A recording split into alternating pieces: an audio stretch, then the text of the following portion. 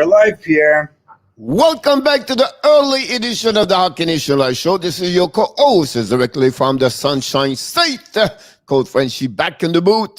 And we have to go all the way to the West Coast. Find a second co-host, Michael Devellano. Thank you, Pierre. I'm sorry I missed you yesterday. Yeah. Yesterday was Monday. I did a very good video about prospect and everything like that. So what I'm doing this, guy, is because I feel like I have nothing to do. I'm bored. It's because, you know, for 2 weeks, it was unbelievable, Michael. It was like, it was crazy. I could not shop anything. I could not follow it. I follow everything, but I could not set up everything. So what I do a video during the day, and I reproduce every morning at 7 o'clock a.m. It's live, but it's live. It's published at 7 o'clock a.m. every day. Now you have a new video about the Hockey Nation Live Show. I'm going to go one per day, but that's fun subject. We turn that. So today is about my top 10. Honestly, we don't tell anybody at the top 12, but it's a top 10 2022 prospect NHL draft next year.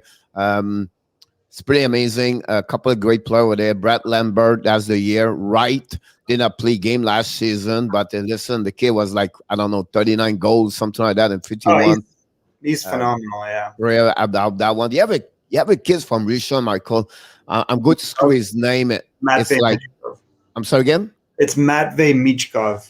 Yeah, very good. I put him a little bit lower on my top 10. I think he's 6, but I think he could be like top 3 at some point after I review everything. But that's a good one. You have also another risk called Yukov. Danila Yukov or Yurov. Yeah. So I think the thing about Michkov is he's a late 2004, so he is really a contemporary of Wright. However, he will not be drafted until 2005. So he's already very physically mature, Pierre. He looks like he's going to be more of a stout. Yep. You know, he's not like 6'3", he's probably like 5'10", 5'11", but he's a heavy player. Man, he can shoot the puck. Like he's like. Yep. On the USC team, we have a Cooley. Logan Cooley. Oh yeah, okay, yeah. He's doing very well with for the Cam Junior in Calgary last week, and also we have Seamus Casey for the NT. Wait, and I'm talking about the NDTP right now, so that's what I'm talking about them, about that one there. So a couple of anyway, you check the video this morning is up.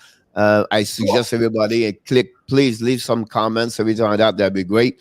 I know he's already in this morning. I saw him in the chat. But the monkey, he's the house this morning with Nicolas Bono. Michael is always. Last night, Michael, the Frenchy quiz. 4 people on overtime last night. Oh, wow. Well, Sly was impressive. 2 answers Sly last night. Go to overtime. Then we got Colin Smith. I think it's Colin Smith. Win the show last night. Won the Frenchy quiz yesterday. And found a Rossi Spooner and a Sly. And so we have it was a lot of people last night at the show. A lot of people came back. We didn't, I think now it's a more consistency at 9 o'clock p.m. Everybody knows now we get more people come the night. So, by the way, I cannot do it to you because I'm not on sharing, but 1,200 subscriber, Michael, we go yesterday. Now I think this morning was 1,217, but 1,200, another milestone for the Hockey Nation Live Show. And that's awesome. I don't know if we can, but my goal is to get maybe 1,500 at the October when we start the season. That would be like impressive. Honestly, this month we celebrate our first year at the Hockey Nation Live Show, early edition in the morning, right? But honestly, that channel, at least for the Hockey Nation Live Show, start really more in January with show in the morning, a couple of live stream, everything like that. We become really busy after that, and you can see that showing honestly the last 4 months where we grow a lot.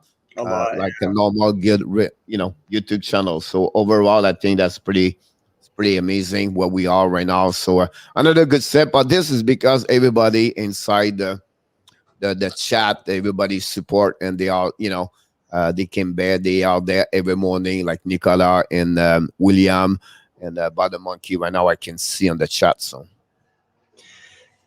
yeah, so we know this is kind of like the quiet period. I think someone says kind of the boring part of the season. We've gone through free agency, we've gone through the draft, so we'll do some things to kind of plan. I think for next year, more specific, shows and content. I think Seattle and Detroit are two things that I'll help focus on, and we'll get some help on that. Over the summer, it's probably a good time to reach out to coaches we know. I can ask the coach in Everett. And each of those people have other connections that we can follow up with. Maybe some agents. We should invite Pat Brisson on. He's already we have two people, right? We have your buddies coming the August 12th for the WHL, the scout, Greg. whatever. Yeah. And then we have August something like next week or this week. The play-by-play from the American Hockey League, the Colorado Eagles. Is it Eagles? Oh yeah, the Eagles, the Colorado. Yeah. So CC Hockey is going to join me the night some point. I did not check the schedule yet, but I know he's already set up. So, and then a Pierre Parenteau is going to be at the end of the month in August. So we're going to have a couple of guests like that. It could be the morning or the evening join us, and that thing will be good. Maybe to have also some collaborator. They have already a YouTube channel, Michael, like Frank Wells, someone like him. We have a guy now, he does the Panthers for a year now. I'm going to invite him maybe the morning or the evening talking about the Panthers, everything like that. But I think that would be a good way to do that. Maybe 5, 10, 6, or 8 on this month. Yeah, that would be great. How many left? I think there's like 65 or something, isn't it? 70. We are right now celebrate 70. I just made the news right now, the post a couple of minutes ago. 70. So it's all about Kaprizov and Kulikov and Patrick Orvis are the 3-star of the day for 70 days before the season restart 2021. Honestly, October 12th is the first day of the season. Awesome. All right. Well, there are a couple stories that I wanted to just kind of touch on quickly that I didn't get to with you before. There's one article that's saying, we were kind of like wondering about this. Oh shit! Did I like navigate away? There we go. All right. Sorry. When will Jonathan Toews play? Because what's interesting is, we were kind of like wondering, he had made this big announcement that he was going to play this year. We know he missed the entire year with this odd, I don't know if it's like an immuno response or a nervous system response. It's kind of strange. The question now is like, they're saying, yeah, he'll play at some point. So I don't know if they're going to be able to count on him as an everyday player. So I don't know, like if maybe he moves in and out of the IRL, like the long-term injury, like he's got a $10.5 million salary. It's going to be kind of weird if they're counting on him to be the second line center, but he's only able to play 20 games or 50 games. Like we don't know the number. Yeah. This is going to be with time, all right? Is you have to be patient with that. Is it immune system, or what is it called? Like his illness is about his system of the body to recovery, everything like that. So they are rejecting food or some stuff like that, so he cannot perform about that one over there. So chronic for me, it's about chronic immune. There we go. So the key behind that is going to be patient, everything like that. I don't think so. They will push everything fast, right? It will have to get a couple of months. But again, that's the salary cap is remove $10 million on the. I think that right now I don't have I can jump on it, but I don't have the salary cap right now. But they're right at the cap, I think, aren't they? I'm going there. I'll give you this right now. They have $0 at this point. They are 0 minutes, so they expect like a 6 over the salary cap at that moment. They have 22 players right now, so they have to figure out for Nylander and Eichel. They're going to be signed up for sure this year, and then they have like a couple of players they have to pick up, like maybe send to. So I'm not worried about the cap over there. Yeah. Because that's including Jonathan Toews including that. So Yeah. they're going to be fine. But again, at some point, it's to see how he will respond every time. I think the only thing I can mention for right now, me, is I see I have to see at the training camp what he will do every time that. Can he even play the whole training camp? It really seems questionable. I think there's two contracts there that they would like to move somehow, one being Brett Connolly and one being Dylan Strome. Maybe I'm wrong, but I'm not sure what role. I think they both are obviously capable of playing in the NHL, but I'm not sure how much they're really counting on them. Well, I think at that moment, I think they will, for me, they will, because they have a couple more defensemen they should bring down on the cap friendly. So I'm not worried about the forward. I think they are good on forward. My concern for that one right now is more about Backstrom, how he's going to react with it now. Yeah. Tyler Johnson is a good pick because Tyler Johnson, Michael, he's sizzle right wing, but he can play center. So I think he's a better center, and I think that if Taves is out, obviously he moves to the middle. They don't seem to be overly committed to Dylan Strome. They don't seem overly committed. I don't even see Brett Connolly in the top 12 right now. So, right there is like $9 million or something in salary that you could see. But, they're just expensive players if you're playing them part-time. I don't love Calvin DeHaan because he misses a lot of games, and I think that they're short a D here. I think that, even Caleb Jones, is he an everyday player? I guess we're going to find out. I mean, I think he's gone as the only one maybe I think you have a mistake there because you don't put Riley Stillman. I think Riley Stillman is maybe is better for what at the bottom 6 over there. You're probably right. And then there's not even Nylander in this.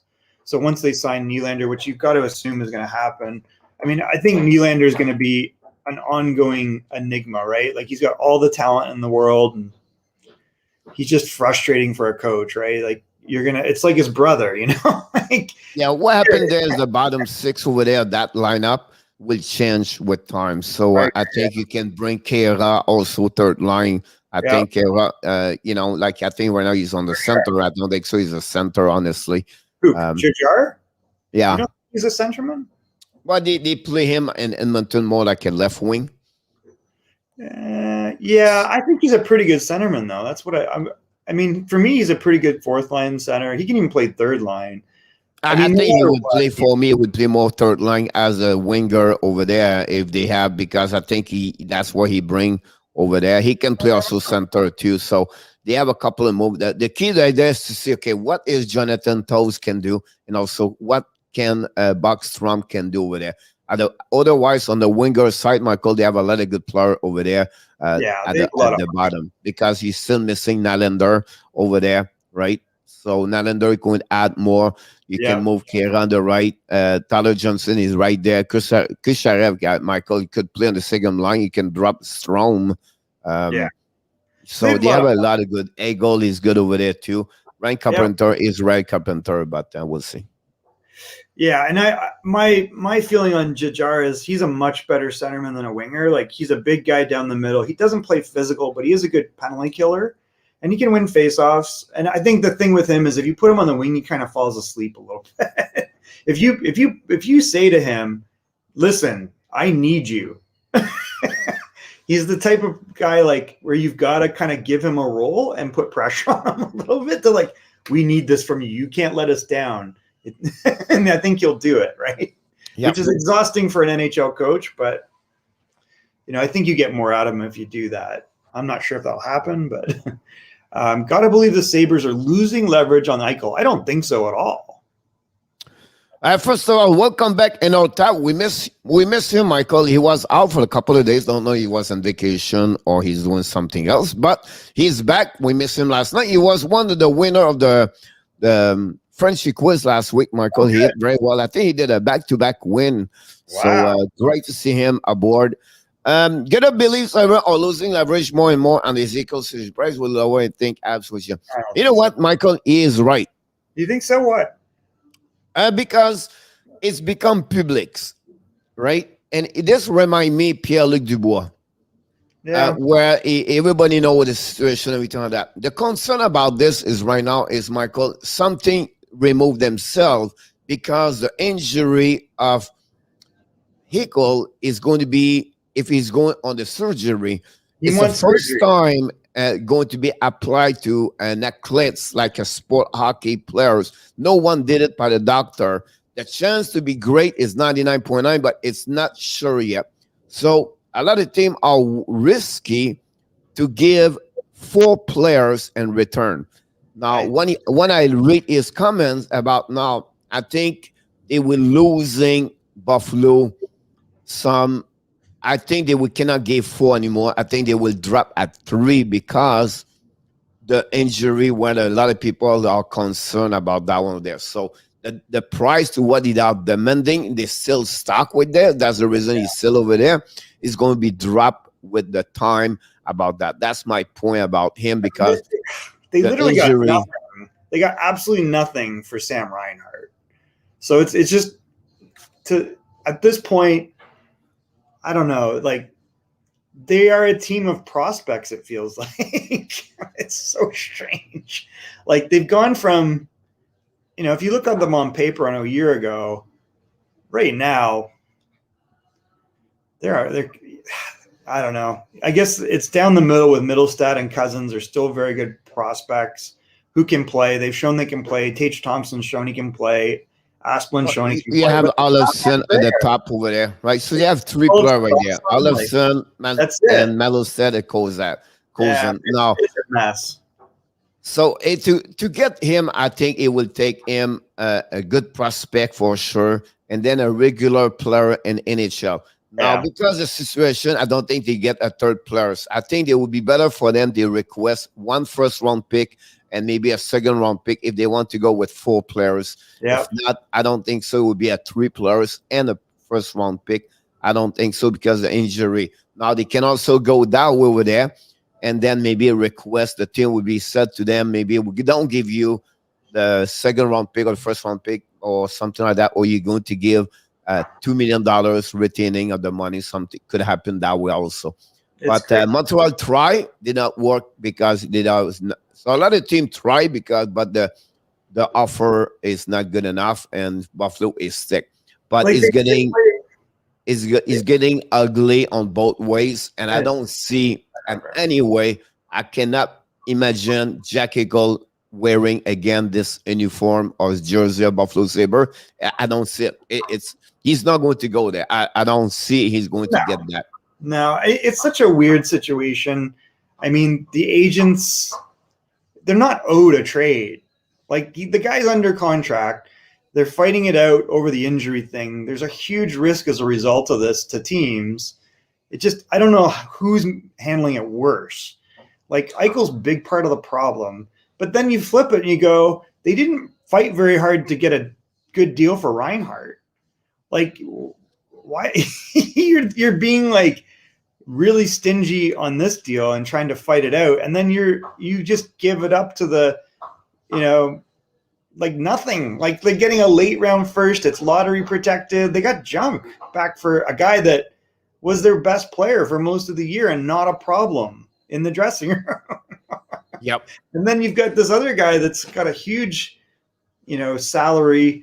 He's very questionable in the dressing room, and he's got a physical injury that's very serious. So I don't understand what's going on over there. It just seems bizarre to me.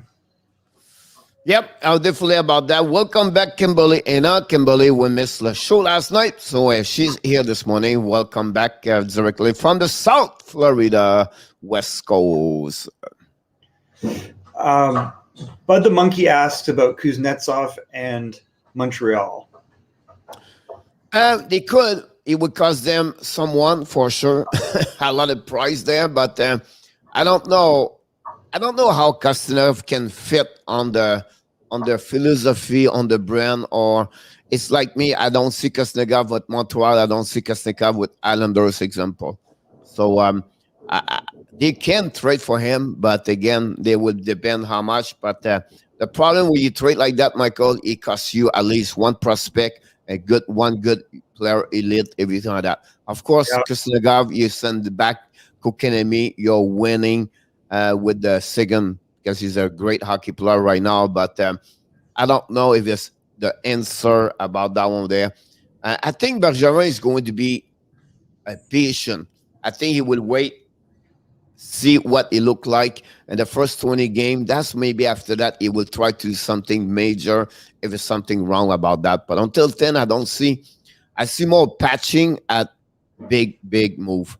They have depth at every position, Pierre. I think they're better than they were. I understand the Shea Weber thing. I don't know if Price is healthy, but I think overall, the Hoffman move helps them. They'll get a full year of Caulfield with Suzuki.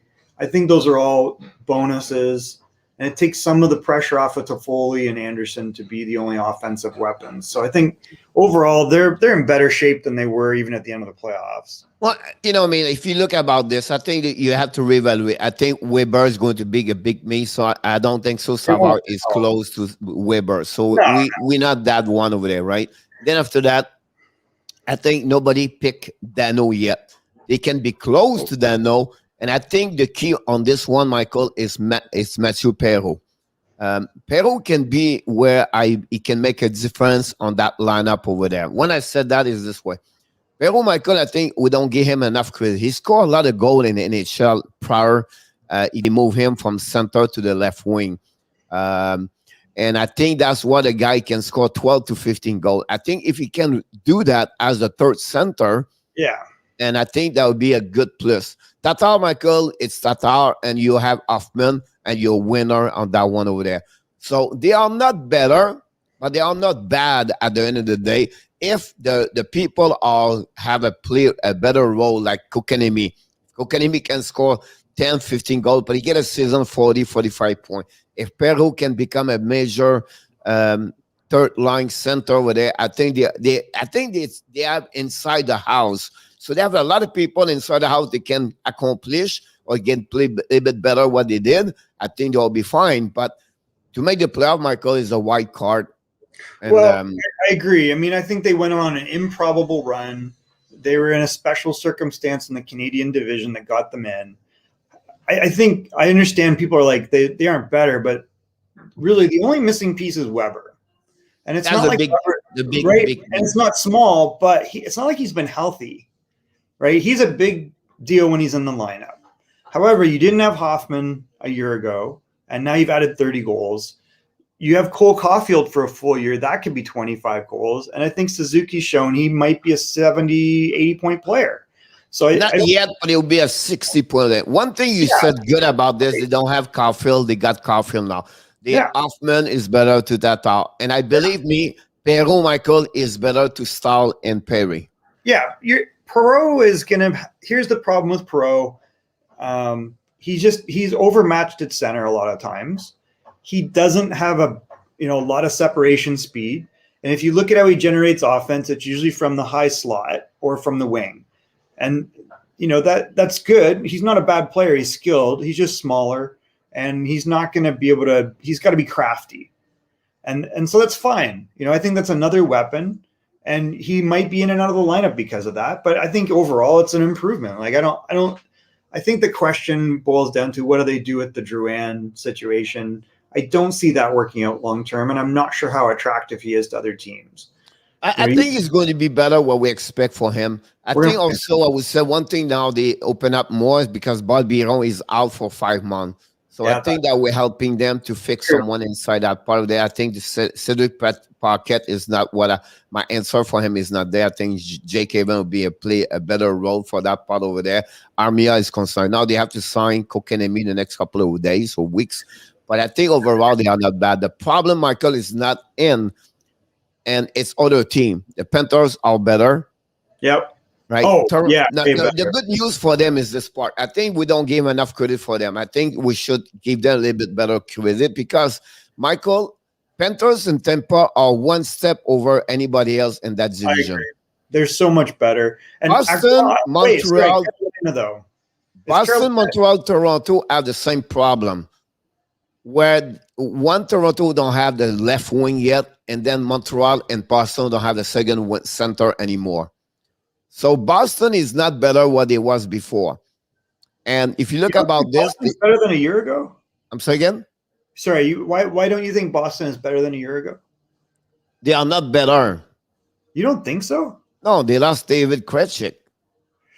Yeah, that doesn't help. That's for sure. So they don't have any center right now. So they have if you think about this, they don't have anywhere to fix their problem there. And that's a big, huge one. You think about that over there. It is. And I think Inertap brings up a good point that I was overlooking, which is the loss of Philip Danault. There's bodies there, but I don't think you're going to replace what he brought to that team. And maybe it wasn't all on paper, right? Now, if you go to lose Danault, it's on face-off. Right. It's on face-off. All right. And a slightly on defensive. But Jake, even Michael can play that well. Yeah. I mean, in the end, he is an elite. He's in the class of Bergeron defensively. He's in the class of Ryan O'Reilly defensively. We know he lacks the offensive punch, but I don't see anybody in many teams playing that role that he plays. He's a unique person in the NHL that way. So I think you're probably right, but I don't really know if you're probably right that they aren't better than just because of that. And so Weber and Danault probably should not be downplayed, but I do think you're getting a star player that you didn't have before in Cole Caulfield. So that's going to be the X factor for me. Yeah, it's going to be interesting. I think they're going to have a hard time. I think, they'll have to make maybe one or two more moves to get out of this. And you are right. Like, I think the losing Krejci actually affects in a bigger way Taylor Hall. I do think you could move Craig Smith to the middle, but it's not a guarantee that every day he's going to be better. He's not going to be Krejci. Krejci is a pass first guy. He's really always defensively in the right spot. And I just don't know how you replace that. And that's the biggest problem they have over there. The only thing they will have to get a little bit more, Michael, is now Jake DeBrusk can become the same player he was before. So that's the only thing at the bottom six can go over there. Otherwise, they don't have anyone there. They can fix their problem like Montreal. So I'm confident like Montreal are equal like Boston over there. I'm confident right now. Toronto are not better this year than it was last year. Like, I don't know. I think Boston will probably surprise us because we're overlooking a couple of pieces they did add. Eric Haula can absolutely move into a second line center spot. The problem, Eric Haula, Michael, the last 2 years he did nothing. Well, that's not true. He produces at a 0.5%. Like, he's a very good third line centerman. The problem with him is health. He's always hurt and he misses games. So that's kind of an issue. But game in, game out, he's a very useful player. He can produce offensively. He doesn't usually play with your best offensive players. So I think that does help them. We don't know what Jack Stunichka is going to do. They are projecting him as a second-line player, but I think that's to be determined. He was a high draft pick. He's a U.S. development team player, and he is capable, but, it's an X factor. We have no idea what this guy is going to deliver. Nick Foligno is another player that I keep forgetting they brought in. So he brings leadership. He can contribute kind of third line minutes. I know he can play center, but I don't see him an everyday center, Pierre. So I don't know. And then on defense, they have made some moves. So I do like the Derek Forbort move. He played very well in Winnipeg. And Mike Riley, I think, was a great addition at the end of the year. And then in goal, I think they don't have Tuukka Rask, but Swayman is looking like the next generation for them. He's always been a high-end goalie.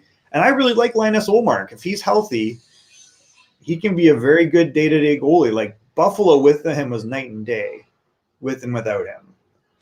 So I don't know. I think they're going to be competitive.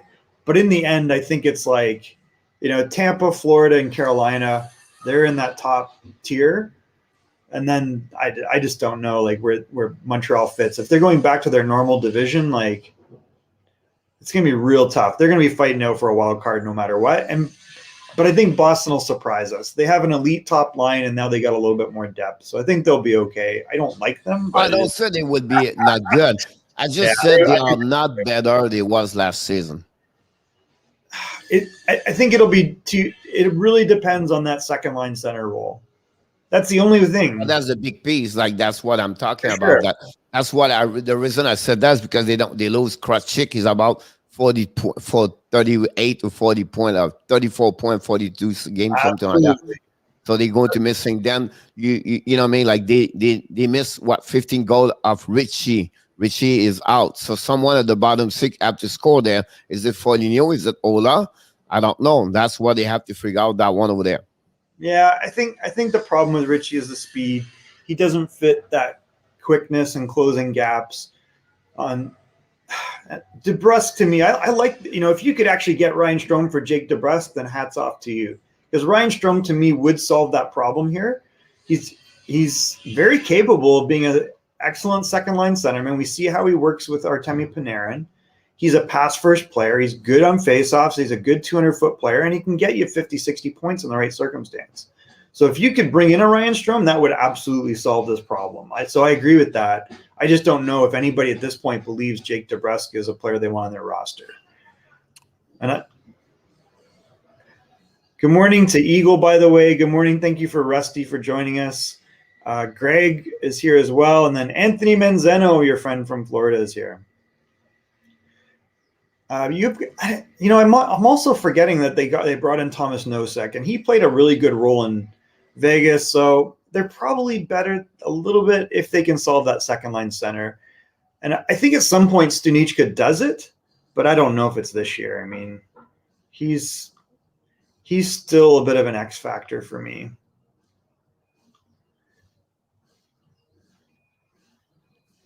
All right, so let's see. The other thing I wanted to just touch on, what do you think of the Ryan Murray signing in Colorado? Well, this is just depth. I think, it's a 3. I don't know. I'm now with 4.0 with him now. When I said that, they have Mekar, they have Girard, they have Biram, and I think there's another one, puck mover, carry on the puck very well. Yeah. That's what he does. That's pretty much it. And I think that's what Girard is already. This is just in case someone hurt, everything like that. But honestly, it's not going to be a big factor on the defensive side. I'm just surprised $2 million for him. But again, I would give him 1 million, maybe 1.5. But again, just the depth. That's pretty much what they have. I think that showed to me they don't expect too much about Eric Johnson, I think. And then they just add just the depth. They have any other UFA Michael player like him on the defense right now. So the rest was Chara, Gustafsson, and is it D. Jones or something like that? And that's it. Yeah, nothing else right now on the UFA. And I thought Detroit would re-sign him. I thought he played pretty well in Detroit. He's a good 5'6", Christian Juice. Yeah. Yeah, I don't know. Let's see. Coach, I have to go to a game. So Patrice Bergeron's son, formerly Brad Marchand's son, thank you for joining us. Later, Patrice. Any news on Tarasenko? I haven't heard anything specific except that he ain't going to play in St. Louis. Tarasenko right now, the news is Tarasenko is going to be traded the next couple of days. Yeah. Islanders are on the race. The New Jersey Devils are on the race. Expect a forward is going to be traded to the New Jersey Devils, Michael. I would not be surprised Tatar is going to New Jersey. I didn't spoke, but I listening. Alain Nesteretin, assistant coach and French yesterday, and he was mentioned about he think Fitzgerald is not done yet. He's looking for add one forward, and I think that Tarasenko, the Tatar are really what I believe they would maybe looking for that. But Islanders are right now close make the trade. The problem is about what I heard, the retaining money is a problem right now between Lamoriello and Doug Armstrong right now. But I will not be surprised they would be trade in Islanders or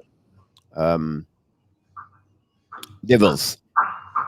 For Tarasenko? Yeah. Yeah, Devils seem like they're trying to make some moves, so it'll be interesting to see if this is another piece they can bring in to try to get to respectability. It feels a little bit patchwork quilty, They got some players, though, that are emerging. So I got to think that adding a player like that would really help them out. And eventually, I think so, though. I think a Tatar could be another element. If they can get, I think Tatar is looking for 3+, but if they can get Tatar a 3 years contract, Michael, at $2 million, I think that will help the Devils right now. A little bit. I don't know. There's some better players there, Pierre, for me that are younger.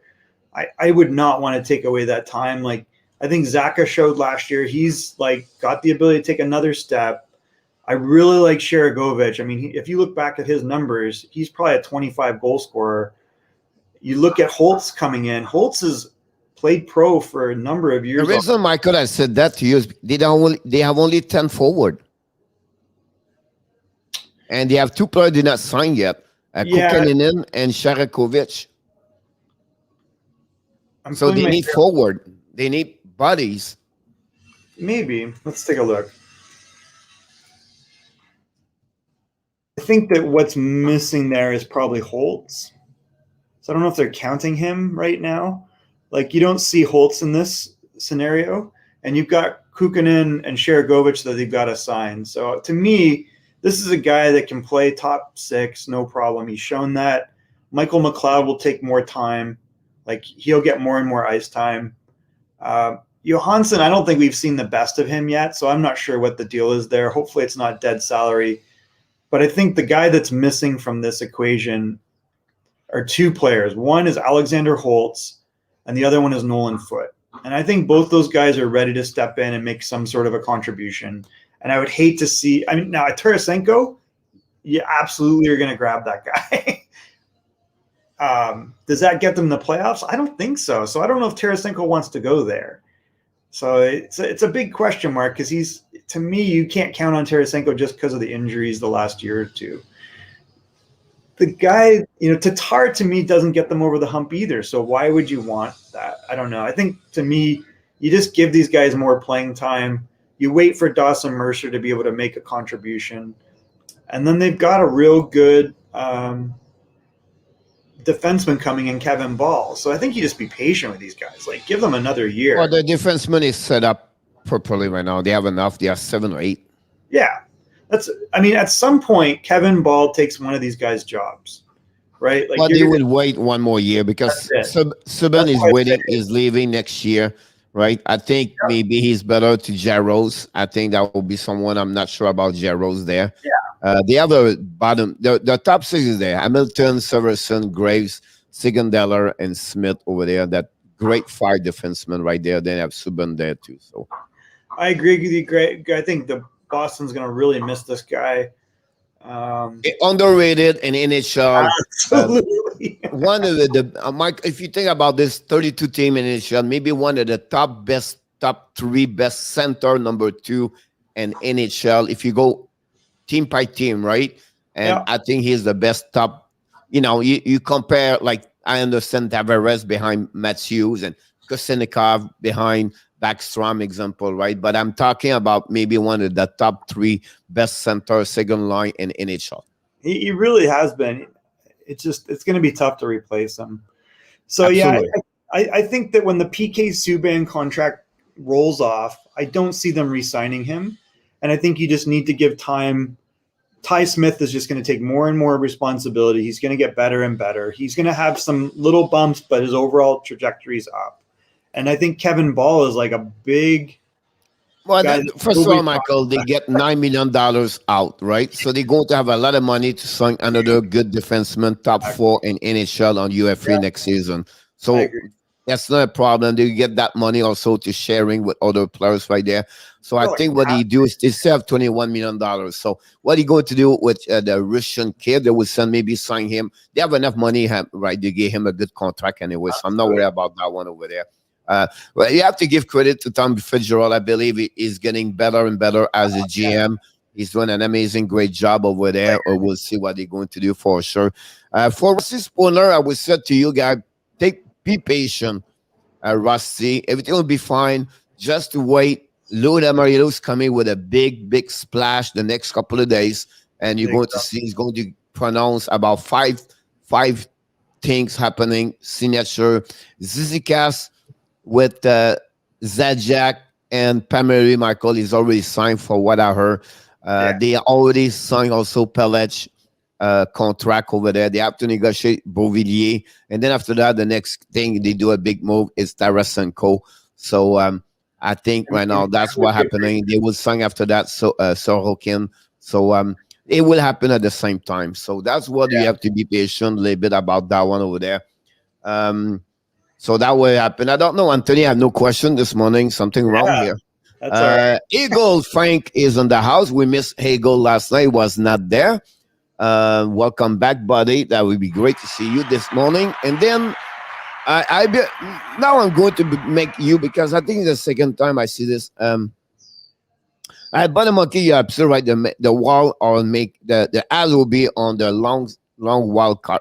But I will say to you something on our tap. I know it's a loss, but it's not a huge loss. I think that they're gonna miss him a lot more than we acknowledge. If you're going to see Michael, you're going to see Michael how you're not going to miss him a lot. We're gonna find out.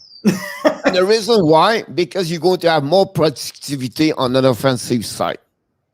I think what he does though is like throw back to a Guy Carbonneau, like where you're not worried about what he's producing offensively. He's going to contribute offensively, but he just takes the sting out of the other team's top players, and that's really tough to do. Like you don't see people willing to do that. I'm going to slide another way right now, but I could be wrong, or tell me something, and I don't know how I can tell you that. I take example, and again, it could be wrong here.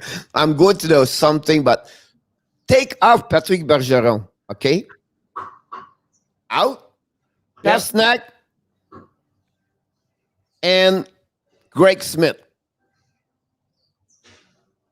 Put Dano with that line.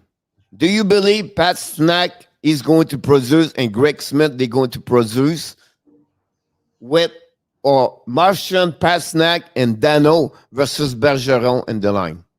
No, but that team's built very differently. You're talking about the top line in the NHL, and he's not that, right? He's the top, but he did play top line minutes for Montreal. Okay, so I will change my question.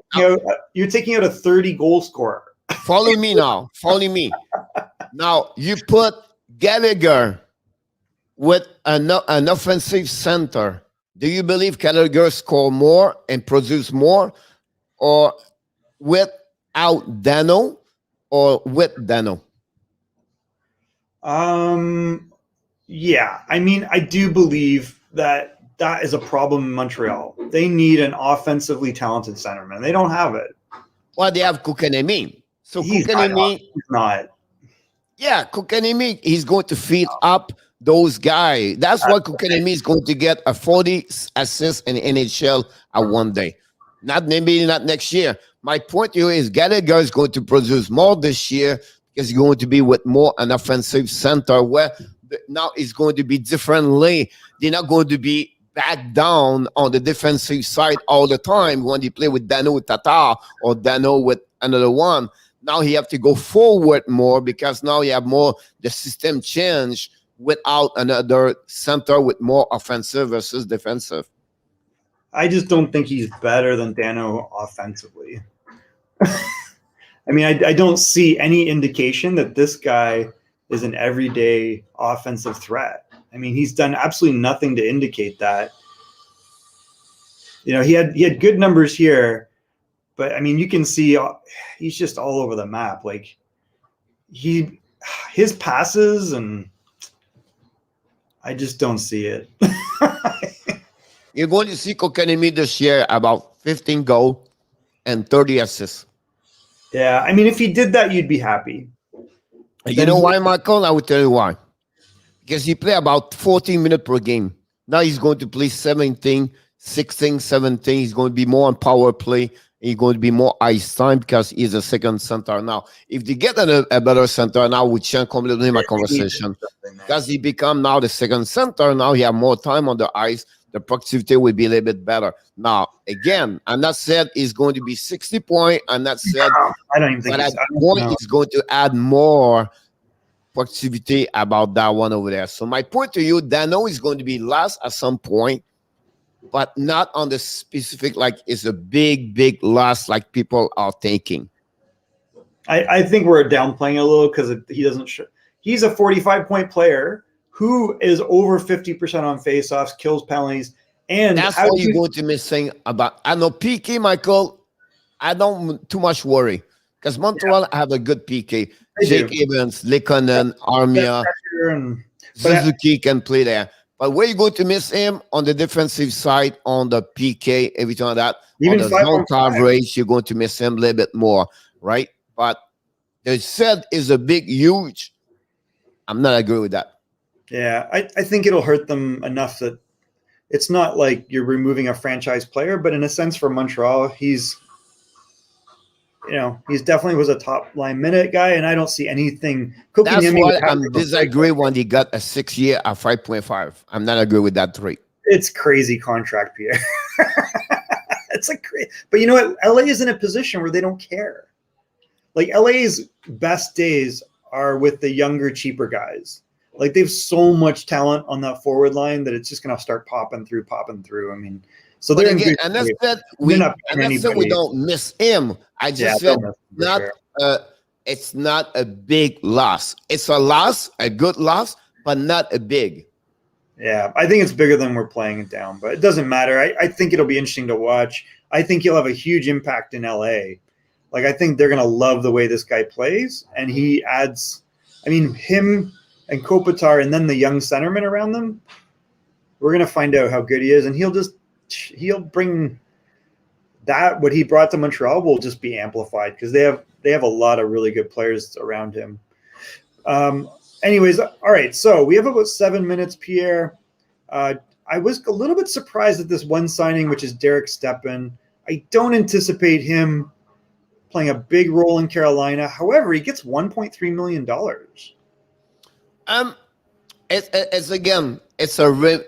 It's another Murray situation over there. Maybe, I think they lost full gel, and just in case something could happen, Michael, the Ibra, first of all, he have experience in NHL. He played for over 10 years, 12 years now, 12 years, right? And he played with he have a good number with the New York Rangers. I think he can still bring something like that.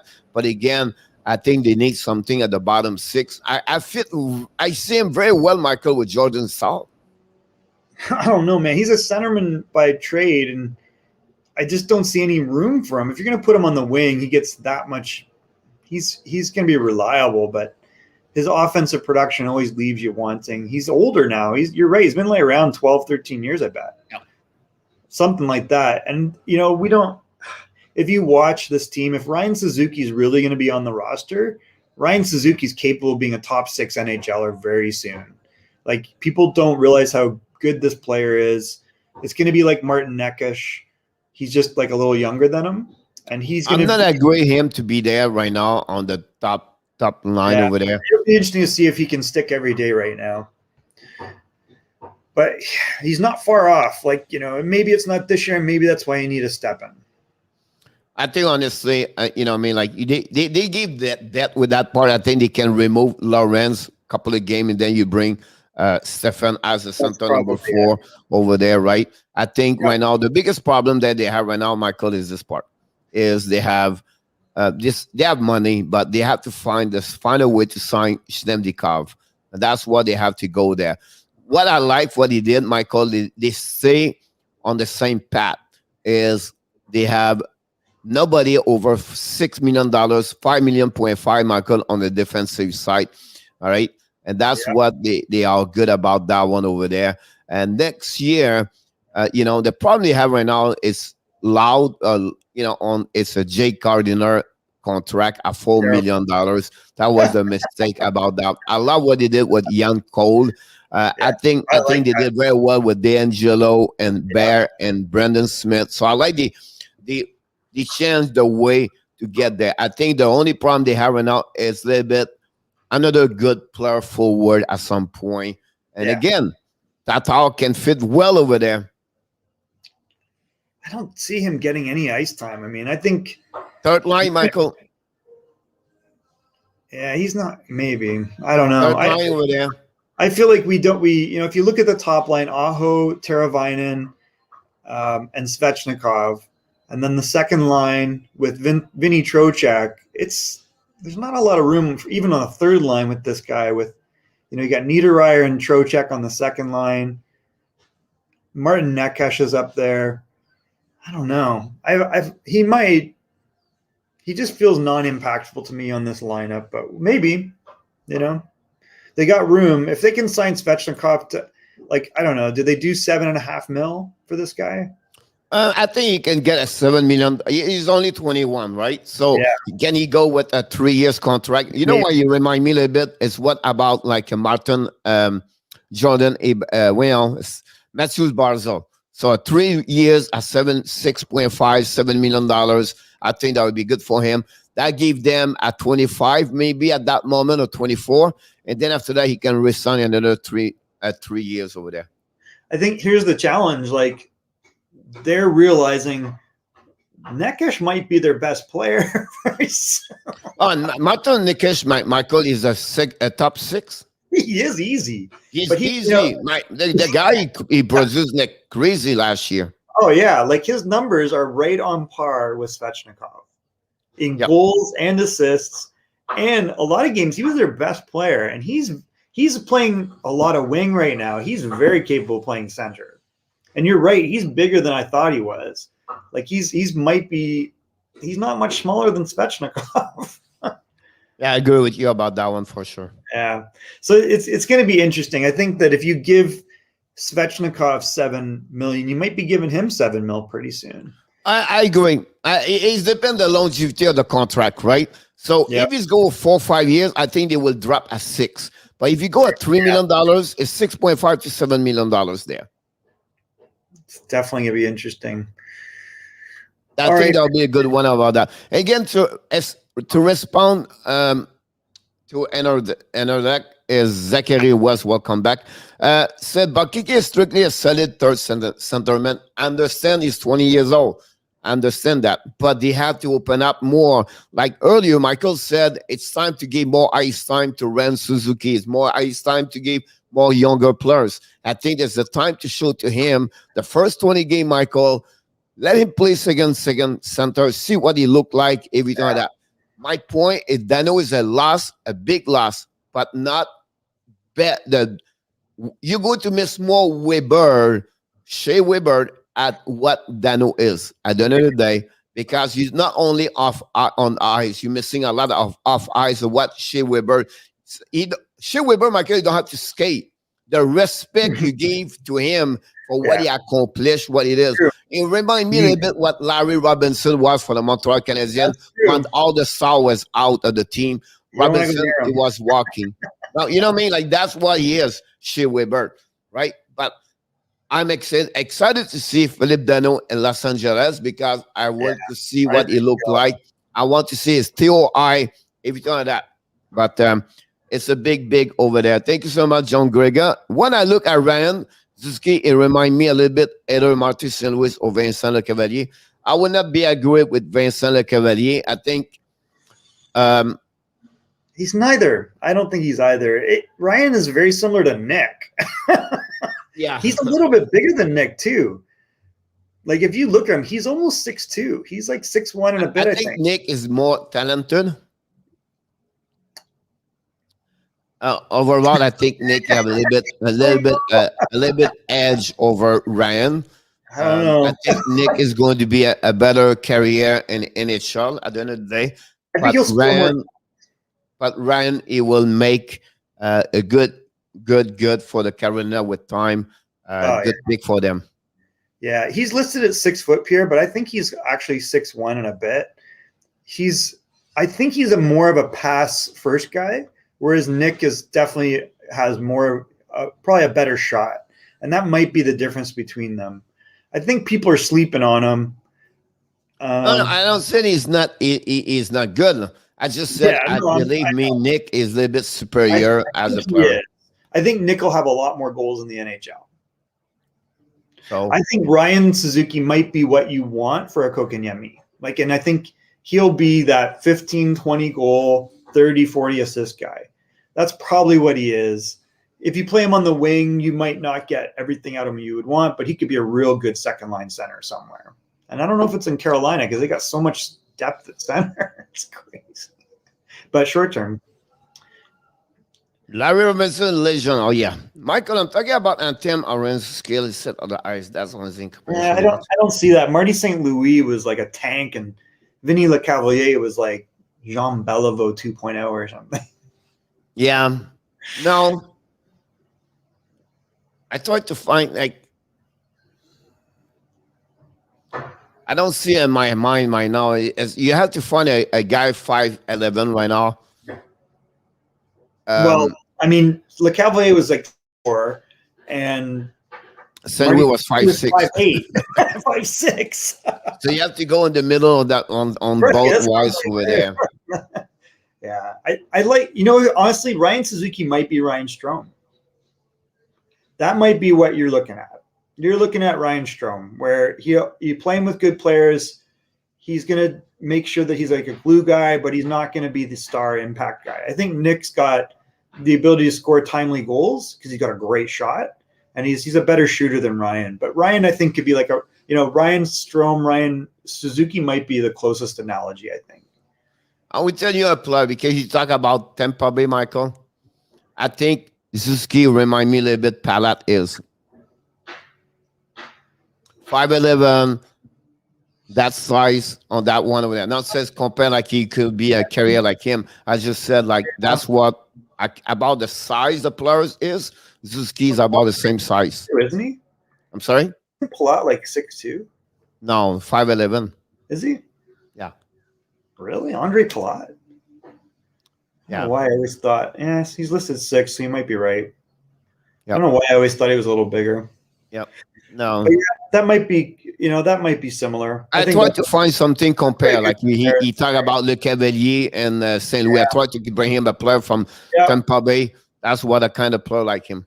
Yep, that might not be a bad comparison, except I do think Ryan can play center.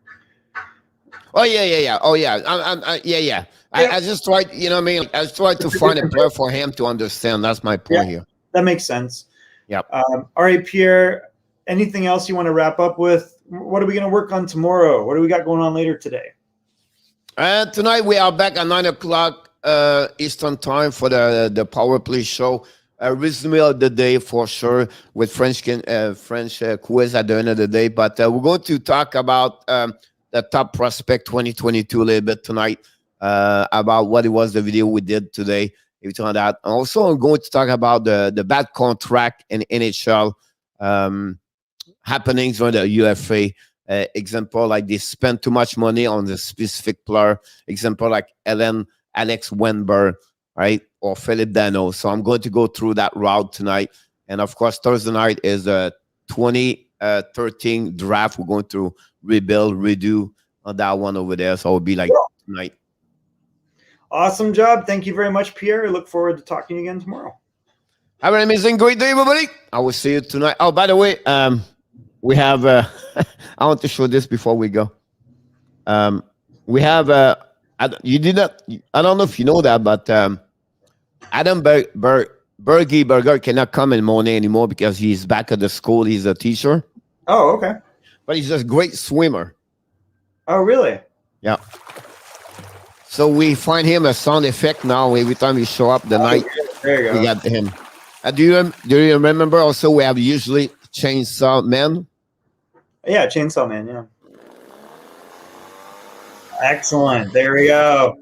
So we build now a couple of people we know what they are like associate, you know, maybe what they have the passion, do something like that, like Sly is a bowler. So we try to make some stuff like that for them the night. So it's good to see this. I don't know if you know, but Chainsaw Man is an anime.